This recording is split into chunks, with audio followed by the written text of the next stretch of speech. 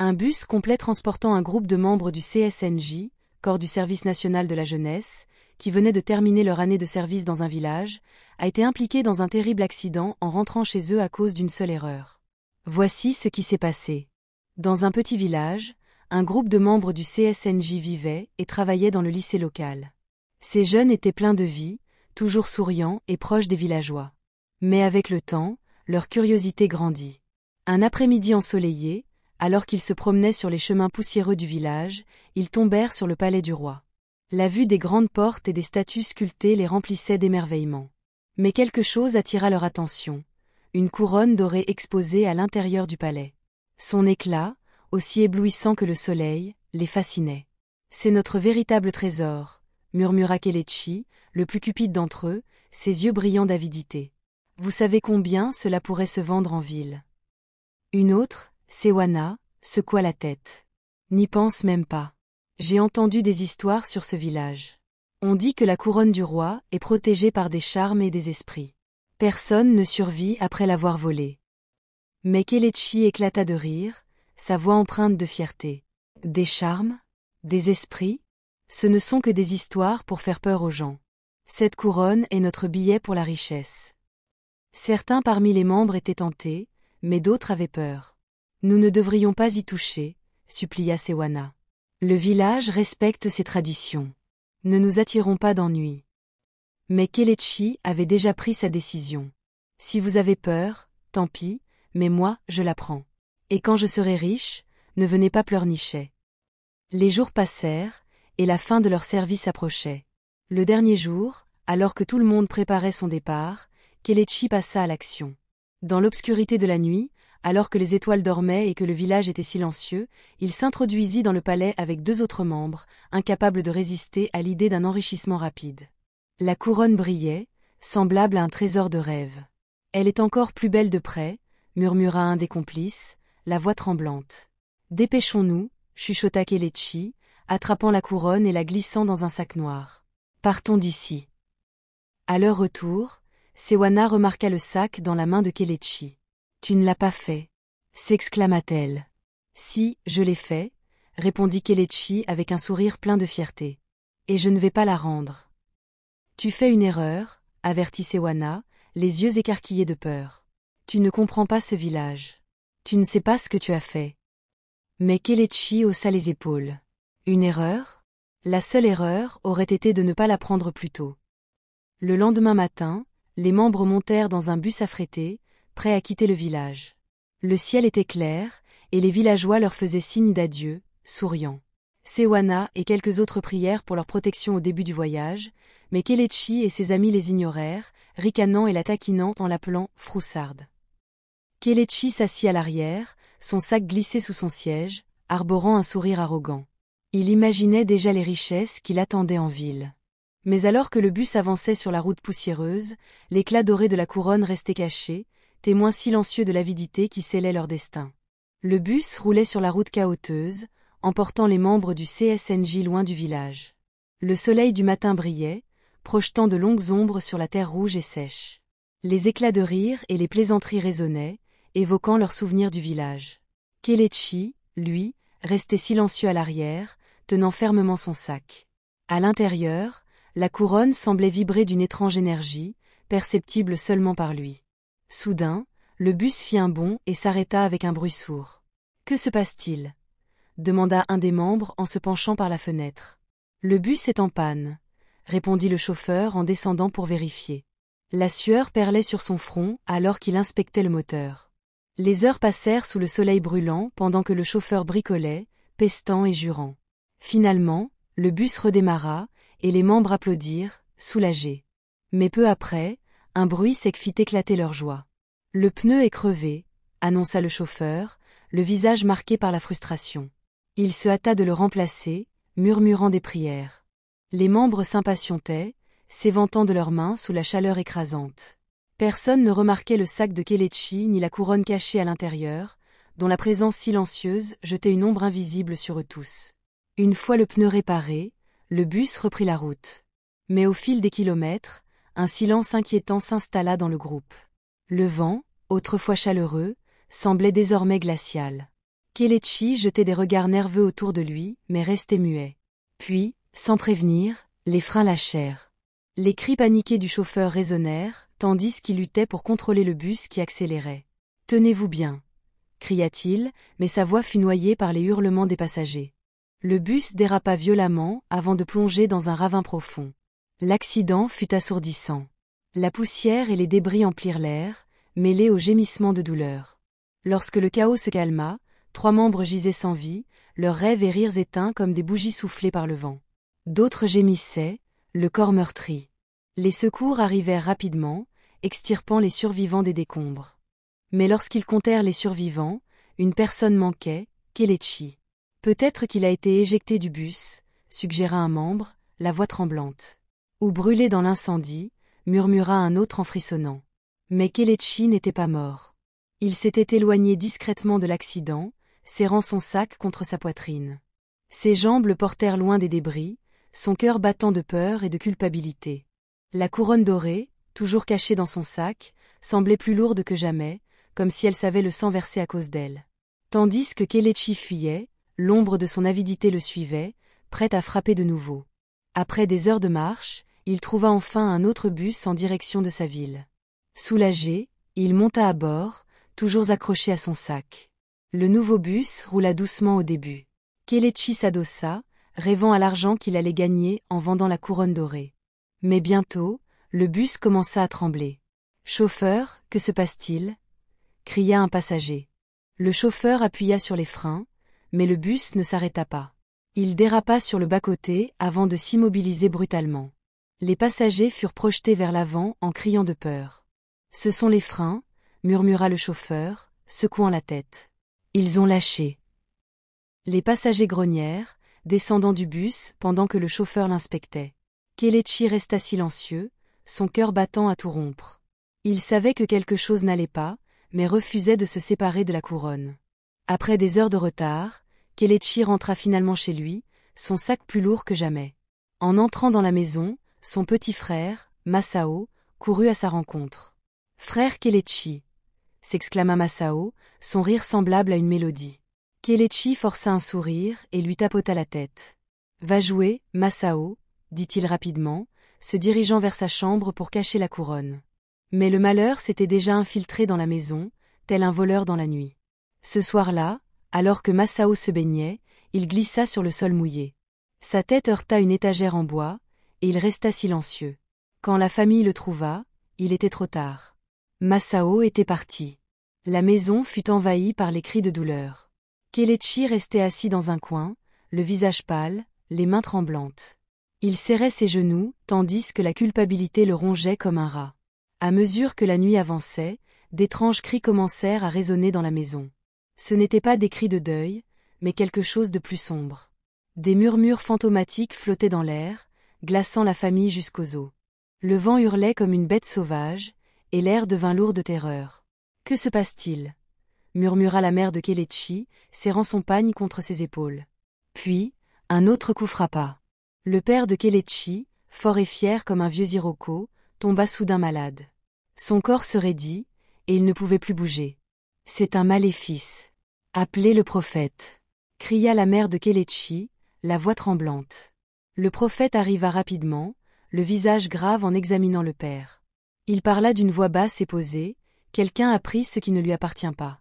Tant que cela ne sera pas rendu, cette famille ne connaîtra pas la paix. » La famille se regarda, confuse et terrifiée.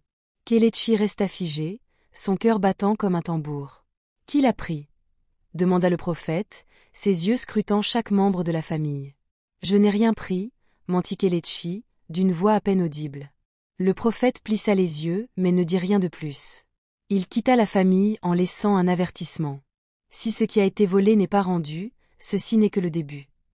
Tandis que la famille pleurait Masao et s'inquiétait pour le père, Kelechi s'éclipsa dans sa chambre. Il déballa la couronne et fixa sa surface dorée. « Ce n'est qu'une couronne » murmura-t-il, la voix tremblante. « Demain, je la vendrai et utiliserai l'argent pour arranger les choses. Tout ira bien. » Mais au fond de lui, Kelechi connaissait la vérité. La couronne dorée n'était pas un trésor ordinaire, et son avidité avait déclenché une tempête qu'il ne pouvait plus contrôler. Au lever du soleil, Le cœur de Kelechi était lourd, mais sa cupidité restait plus forte.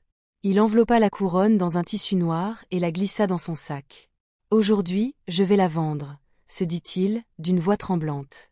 Il sortit de la maison, sa famille toujours en deuil, et se dirigea vers le marché. La route était longue et poussiéreuse, mais Kelechi avançait. Le sac sur son dos semblait plus lourd à chaque pas, comme si la couronne luttait pour rester au village. Puis, ses malheurs prirent une autre tournure. Du coin de l'œil, il aperçut une ombre traverser la route. Il s'arrêta net et se retourna, mais il n'y avait rien. Il accéléra le pas, mais les ombres le suivirent. Kelechi appela une voix. Il s'immobilisa. C'était faible, mais familier. Se retournant lentement, il aperçut une silhouette au loin. C'était Masao, son petit frère. Mais les yeux de Masao étaient vides, son visage pâle. « Rends la couronne, frère », murmura la silhouette fantomatique, sa voix portée par le vent. Kelechi recula, le cœur battant comme un tambour. Il se mit à courir, mais d'autres fantômes apparurent, leurs visages déformés par la tristesse. Certains lui étaient familiers, d'autres étaient des inconnus. Quand il atteignit le marché, Kelechi pensa être en sécurité, mais soudain, des masques rituels apparurent de nulle part. Leurs grandes figures colorées le dominèrent, leurs fouets claquant dans l'air. « Voleur !» crièrent-ils. « Rends ce que tu as volé. » Le premier coup de fouet lui lacéra le dos, et Kelechi hurla. Un autre coup le fit tomber à genoux. Il implora, mais les masques rituels ne montrèrent aucune pitié. « Je vous en supplie, » cria-t-il, « je vais la rendre. » Mais personne d'autre ne voyait les masques. Pour les habitants du village, Kelechi se débattait sur le sol, hurlant et criant contre des ennemis invisibles. « Est-il fou ?» chuchota quelqu'un. La voix de Kelechi s'éleva au-dessus du vacarme du marché. « J'ai volé la couronne du roi », hurla-t-il, des larmes coulant sur son visage. « Je l'ai volée. » La foule écarquilla les yeux, et les murmures se transformèrent en cris. Il a volé la couronne du roi du village. Kelechi, toujours battu par les masques invisibles, tituba vers la maison du prophète. Ses cris résonnaient dans l'air alors que les masques le suivaient, leurs fouets claquant comme le tonnerre. Kelechi fit irruption dans la maison du prophète et s'effondra au sol. La pièce sentait les herbes et la fumée, mais pour Kelechi, c'était un sanctuaire. « Aidez-moi » supplia-t-il, se tenant le dos. « Les masques ne s'arrêtent pas. Ils me fouettent. » Le prophète, calme et sévère, l'observa de ses yeux perçants. « Qu'as-tu fait, garçon ?» Kelechi trembla, sa voix à peine audible. « J'ai pris la couronne du roi. Elle est là, dans mon sac. » Le prophète secoua la tête, sa voix basse et grave. « Sais-tu ce que tu as fait ? Cette couronne est liée aux esprits du village. Tu as attiré une malédiction sur toi et ta famille. » Kelechi tomba à genoux. « Je vais la rendre, je vous en prie. Faites-les arrêter. » Le prophète saisit ses outils et commença un rituel. Il murmura des incantations, agita des feuilles et saupoudra de la poudre sur Kelechi. Un instant, l'air devint immobile et les masques disparurent. « Tu as 3 jours, » déclara le prophète d'un ton grave. « Rends la couronne au roi, ou la malédiction vous consumera, toi et ta famille. C'est ta seule chance. » Kelechi hocha la tête, serrant son sac, mais en sortant, les masques réapparurent. Ils firent claquer leurs fouets, et Kelechi hurla de douleur. Aucun bus ne s'arrêta pour lui. Les chauffeurs pensaient qu'il était fou. Sans autre choix, Kelechi se mit à marcher en direction du village. À chaque pas douloureux, les masques le fouettaient, leur voix résonnant à ses oreilles. « Rends la couronne » chantait-il. Le voyage de Kelechi fut long et tortueux. Ses jambes fléchissaient, son dos était en sang à cause des coups des masques invisibles. Mais il avançait, sachant que la couronne devait retourner à sa place, où il ne trouverait jamais la paix. Pendant 2 longs jours, Kelechi marcha. Son corps était faible, ses jambes tremblaient comme des brindilles, mais il continuait. Le chemin jusqu'au village semblait interminable, et la couronne dans son sac semblait plus lourde que le monde. Quand Kelechi atteignit enfin les portes du village, l'air devint plus oppressant. Les masques, toujours à ses côtés, firent claquer leurs fouets une dernière fois avant de disparaître dans les airs. Kelechi tituba dans le village, ses vêtements en lambeaux, son visage marqué par les larmes et la sueur. Les villageois l'attendaient. Le roi se tenait aux portes du palais, entouré de ses anciens et de ses gardes. Il savait qu'il reviendrait, car il revenait toujours. La couronne dorée avait une manière de ramener son voleur chez lui. Kelechi tomba à genoux, son corps tremblant. Il déballa la couronne et la posa devant le roi. « Pardonnez-moi, votre majesté, » sanglota-t-il. « J'ai été aveuglé par la cupidité. Je pensais pouvoir m'échapper, mais j'ai payé cher pour ma folie. » Le roi regarda Kelechi, son visage calme mais sévère. « Tu as apporté un grand malheur sur toi et ta famille, » dit-il. « Les esprits ne pardonnent pas facilement. Tu as rendu la couronne, mais le prix que tu as payé est lourd. » Le cœur de Kelechi s'alourdit davantage alors qu'il repensait à son jeune frère et à son père. Des larmes coulaient sur son visage, tandis qu'il baissait la tête, accablé de honte. Les villageois murmuraient entre eux. Certains étaient en colère, d'autres avaient pitié de Kelechi, mais le roi leva la main, les réduisant au silence. Il a rendu ce qui nous appartient.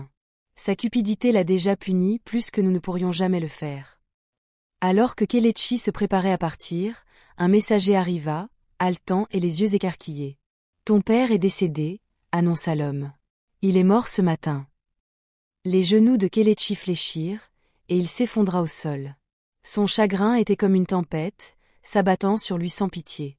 Les villageois baissèrent la tête, car eux aussi ressentaient le poids de sa perte. Kelechi quitta le palais, le cœur lourd de douleur. Chaque pas loin du village lui semblait ajouter une pierre au fardeau qu'il portait. Il pensa au rire de Masao, désormais réduit au silence pour toujours. Il pensa à son père, fort et fier, maintenant disparu à cause de sa bêtise. « Je ne peux pas rentrer chez moi, » murmura Kelechi à lui-même. « Quel foyer me reste-t-il » Il erra sans but jusqu'à atteindre une grande rivière près du village. L'eau était calme, reflétant le ciel comme un miroir. Kelechi se tenait au bord, fixant la surface ondulante. Son esprit était envahi par des souvenirs. La joie qu'il avait volée à sa famille, les vies perdues dans l'accident de bus, la peur qu'il avait semée dans le village. La couronne, désormais de retour à sa place légitime, lui avait tout pris. « Il ne me reste plus rien, » dit-il, sa voix à peine audible face au doux murmure de la rivière. Sans hésitation, Kelechi entra dans l'eau. La rivière l'enlaça, l'entraînant de plus en plus profondément jusqu'à ce qu'il disparaisse sous la surface. Les ondulations s'estompèrent, et l'eau retrouva son calme, silencieuse, après l'avoir engloutie. Quand les villageois apprirent le sort de Kelechi, ils secouèrent la tête avec tristesse. Son histoire se propagea loin, chuchotée par les vieilles femmes à leurs petits-enfants, racontée par les pères à leurs fils. « Que ceci vous serve de leçon, » disait-il. La cupidité est un feu qui consume tout. Elle n'épargne personne, ni le voleur, ni sa famille, ni son avenir. Ainsi, l'histoire de Kelechi et de la couronne volée perdura, devenant un avertissement pour tous ceux qui osaient défier les traditions et les esprits de la terre. J'espère que cette histoire vous a plu. Si c'est le cas, n'oubliez pas d'aimer la vidéo, de la partager avec votre famille et vos amis, de laisser un commentaire, et surtout, de vous abonner à la chaîne Timamonde et d'activer la cloche de notification pour découvrir d'autres récits enchanteurs comme celui-ci. À bientôt.